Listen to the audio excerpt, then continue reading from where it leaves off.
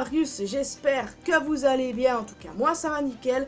Alors aujourd'hui je vous retrouve pour une petite vidéo théorie sur l'anime Meta Fight Beyblade. Je sais que vous êtes nombreux à aimer cet anime, que vous êtes nombreux à vouloir que je continue de faire des vidéos théorie sur ce sujet là. Et bien entendu, je veux continuer de faire des vidéos théorie sur cet anime, que j'affectionne tout particulièrement. Alors, la vidéo d'aujourd'hui concerne Ryuto, un personnage que nous rencontrons dans la dernière saison Metal Fury. Oui, la dernière saison, on peut dire c'est Shogun Steel, mais je parle surtout de Metal, quoi. Et bien entendu, je vais entièrement me centrer sur ce personnage. Mais avant ça, sachez que oui, il y aura bien une vidéo théorie sur la mère de Jinga qui arrive, et ce sera le mois prochain. Officiellement, vous avez juste à attendre. Il y aura également une vidéo théorie où je parlerai des personnages qui ont fait une courte apparition dans la version japonaise de Shogun Steel. Personnages que l'on a rencontrés dans les saisons précédentes. Et aussi, mes très chers amis, sachez que ça ne sert à rien de presser Marius. J'ai horreur de ça, mais sachez que ça arrivera quand même parce que c'est prévu. Aussi, éventuellement, si vous avez des idées de théorie pour Beyblade Burst, un anime dont je suis devenu fan, pas autant fan que Meta Fight, ça c'est sûr, mais dont je suis fan quand même. Si vous avez des théories sur ce sujet-là, n'hésitez pas à m'en citer dans les commentaires ou bien à aller sur mon Discord dans la section autres théories pour qu'on puisse en parler et puisse voir si je peux faire des théories ou pas. Honnêtement, à l'heure actuelle, je ne vois pas une quelconque théorie sur cet animé, mais je suis sûr qu'il doit bien forcément en avoir une. Alors, si vous avez une idée, n'hésitez pas à m'en parler. Et puis, si vous avez votre propre théorie, n'hésitez pas non plus à m'en parler. Peut-être que je ferai une vidéo en parlant de la théorie des fans. Ce serait quand même intéressant à voir. Pour la première génération de Beyblade, m'en mettez pas maintenant parce que je me suis pas mise à l'animé. Donc, sait-on jamais. Je me suis renseigné, vous en faites pas, mais c'est que je n'ai pas regardé tout dans les moindres détails, je suis beaucoup plus à fond sur d'autres animés en ce moment. Alors maintenant que j'ai assez parlé, nous allons passer à ce personnage qui est Ryuto, le chasseur de trésors que nous rencontrons dans Metal Fury, qui n'est nul autre aussi que le frère de l'empereur dragon Ryuga en personne. On le voit apparaître pour la première fois dans le dessous de la montagne de brume, plus précisément dans le dessous du labyrinthe, où il prend Jinga pour un pileur de tombe. Il est dit dans le manga qu'il est le frère de Ryuga en personne, ce qui explique la forte ressemblance entre ces deux bladers. Par ailleurs, dans l'anime, malgré le fait que cette ressemblance nous marque nous téléspectateurs, aucun des personnages qui l'ont rencontré ont fait le lien entre les deux, y compris quand Madoka parle carrément de Ryuga. Alors à l'époque, je me disais, mais ils sont stupides, ils n'ont pas remarqué que ce mec-là, c'est le frère de Ryuga.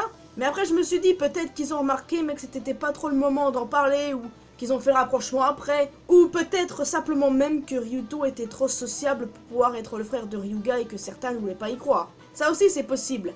Parce que quand on regarde bien Ryuto, il est beaucoup plus sociable, beaucoup plus doux et beaucoup plus coopératif que son aîné. Et on sait très bien que Ryuga il est pas trop sociable quoi. Donc c'est sans doute pour ça. Mais leur ressemblance, les noms qui se rapprochent de toute façon, c'est sûr, ils sont frères. Donc oui, Jinga et compagnie l'ont sans doute réalisé après, mais qui ne voulaient pas y croire à cause du caractère différent de Ryuto. Ils sont pas trop différents l'un de l'autre quand on regarde bien. Bien entendu, Ryuto est un chasseur de trésors. Mais pourquoi est-il devenu chasseur de trésors? Et surtout, pourquoi Ryuga est allé à la nébuleuse noire? Le seul truc que je peux dire, c'est qu'à mon avis, il y a eu un événement qui a fait en sorte que les deux frères soient séparés et qu'ils fassent chacun de leur côté route seule et que Ryuga finisse par malheureusement rejoindre la nébuleuse noire et que Ryuto aille dans une voie beaucoup mieux, chasseur de trésors. À de la dire, un événement tragique, peut-être pas quoi, mais un événement qui aurait quand même fait en sorte de séparer les deux frères. Il m'arrive même à certains moments de penser que Omega Dragonis, la toupie de Ryuto, était à Ryuga avant et que ce dernier lui a donné. Parce que déjà, El Drago, il ne l'avait pas à ce moment-là, c'est la toupie interdite, tout le monde le sait. Donc pourquoi pas en fait que Ryuga avait Dragonis et l'a confié ensuite à son frère et est parti faisant route seule, tout seul, sans rien du tout. Ça c'est pas impossible sur le coup, vraiment pas impossible. Et je suis un peu convaincu qu'il y a une part de vérité là-dedans. Par ailleurs les amis, je suis convaincu qu'à un moment, Ryuga et Ryuto se sont recroisés.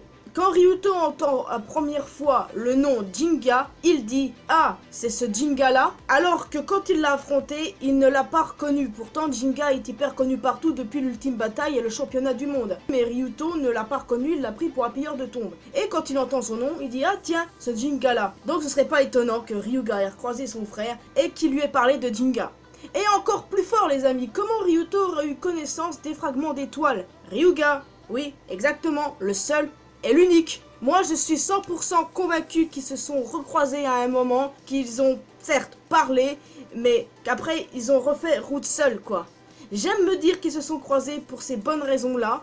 Vraiment, moi, je trouve que c'est une raison qui explique pourquoi, quand il entend le nom de Jinga, il dit cette phrase, ou aussi pourquoi et comment il a entendu parler des fragments d'étoiles. Pour moi, c'est clairement la raison ultime.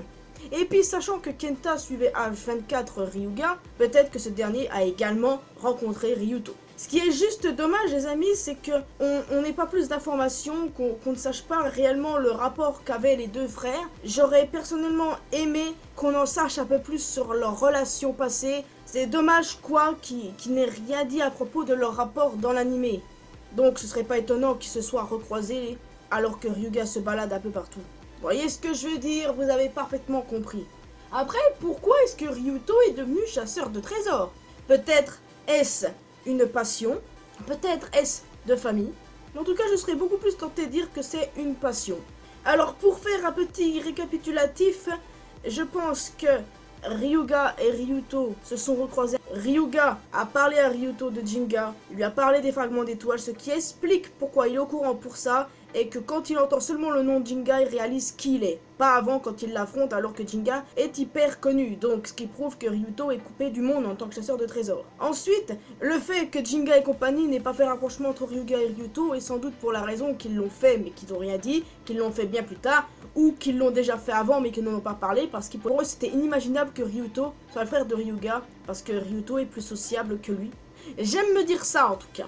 Alors oui les amis, comme vous pouvez le constater, c'est une vidéo assez courte parce que honnêtement je ne vois pas ce que je pourrais dire d'autre sur le coup. Si vous avez votre propre avis sur Ryuto, à vous de me le dire. C'est juste que je trouve que c'est un personnage intéressant et que c'est dommage qu'on n'en sache pas un peu plus, notamment sur sa relation avec Ryuga. Il est très intéressant, mais pas autant que Ryuga lui-même, j'ai envie de vous dire, parce que pour moi Ryuga number one, hein, bien évidemment. Alors, ce que je pourrais dire d'autre à part ça, c'est que j'attends vos avis dans les commentaires. Si, à votre avis, les deux frères se sont croisés, pour moi, c'est obligé. N'hésitez pas aussi à en parler avec moi sur Discord si vous en jugez le besoin. Moi, j'ai fini ma vidéo théorie, c'était hyper court, mais qu'est-ce que vous voulez que je vous dise d'autre? Ce sera pareil pour ma vidéo théorie sur la mère de Jinga, les mecs. Je vous le dis tout de suite. Parce que même si la théorie est en cours, même si je vais faire en sorte qu'elle soit bien fignolée et tout, elle sera très courte. Et honnêtement, si elle est trop courte, je sais même pas si je pourrais réussir à en faire une vidéo, quoi. Alors, faudrait peut-être que je trouve autre chose à côté. Ça restera à voir. En tout cas, les amis, n'hésitez pas à me dire dans les commentaires ce que vous pensez de cette théorie, ce que vous pensez de Ryuto, de son rapport avec Ryuga, tout ce qui s'est passé durant le moment où on l'a vu dans Metal Fury. Aussi, n'hésitez pas à me dire ce que vous voulez que je fasse comme théorie sur Beyblade Burst si vous en avez une. Sait-on jamais. En tout cas, moi, je vous laisse ici. J'espère que vous appréciez cette vidéo. N'hésitez pas à laisser un commentaire comme je viens de vous dire. Abonnez-vous si ce n'est pas encore fait. Également à ma chaîne secondaire. Les liens sont dans la description. Et en plus de ça, n'hésitez pas à activer la cloche des notifications. Vous pouvez me rejoindre sur Facebook, Twitter, Instagram. On peut discuter ensemble sur Discord. Et maintenant, je vous laisse officiellement ici. Et je vous retrouve dans une prochaine vidéo. Si vous voulez une vidéo sur Beyblade, c'est le mois prochain, ce sera sur la mère de Jinga. Ou si c'est trop court, j'essaierai de faire un truc plus long avec un tout autre sujet. Et si vous suivez mes vidéos comme à chaque fois, je vous retrouve vendredi pour une vidéo théorie sur One Piece. Portez-vous bien, n'oubliez pas que l'important de la vie, c'est faire ce qu'on aime et d'être heureux. À la prochaine.